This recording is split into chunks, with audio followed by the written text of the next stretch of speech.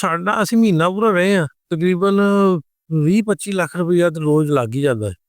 ਹਾਂਜੀ, ਤੇ ਉਹ ਕਿਉਂਕਿ ਇੱਕ ਜਿਹੜਾ ਰਾਸ਼ਨ ਦਾ ਬੈਗ ਹੈ ਉਹ ਵੀ 10,000 ਦਾ ਬਣਦਾ, ਤੇ ਅਸੀਂ ਉਹ ਬਹੁਤ ਸਾਰੇ ਉਹ ਵੀ ਦਿੱਤੇ। ਫਿਰ 1500-1600 ਬੰਦੇ ਰੋਜ਼ਾਨਾ ਖਾਣਾ, ਫਿਰ ਡਾਕਟਰਾਂ ਦੀ ਟੀਮ, ਫਿਰ ਟੈਂਟ, ਫਿਰ ਬੱਚਿਆਂ ਔਰਤਾਂ ਦੇ ਕੱਪੜੇ, ਫਿਰ ਪਾਣੀ, ਮਤਲਬ ਈਚ ਐਂਡ ਐਵਰੀਥਿੰਗ ਅਸੀਂ ਕੋਸ਼ਿਸ਼ ਕੀਤੀ। ਅਸੀਂ ਪਹਿਲਾਂ ਤਾਂ ਜਦੋਂ ਸਟਾਰਟ ਕੀਤਾ ਸੀ, ਅਸੀਂ ਕੁਛ ਦੋਸਤ ਜਿਵੇਂ ਅਸੀਂ ਤੁਸੀਂ ਬੈਠੇ 10-15 ਦੋਸਤਾਂ ਨੇ, ਅਸੀਂ ਉਹ ਲੱਖ 2-2 4-4 ਲੱਖ ਪਾ ਕੇ ਪਹਿਲੋਂ ਉੱਥੋਂ ਤੁਰੇ ਸਾਂ। ਫਿਰ ਬਹੁਤ ਸਾਰੇ ਸਾਡੇ ਦੋਸਤ ਨੇ ਜਿਹੜੇ ਪਾਕਿਸਤਾਨ ਦੇ ਵਿੱਚ ਵੀ ਨੇ, ਬਾਹਰ ਵੀ ਨੇ, ਫਿਰ ਉਹ ਸਾਡੇ ਨਾਲ, ਅਸੀਂ ਕਿਹਾ ਕਿਸੇ ਨੂੰ ਨਹੀਂ ਵੀ ਅਸੀਂ ਕਲੈਕਸ਼ਨ ਕਰ ਰਹੇ।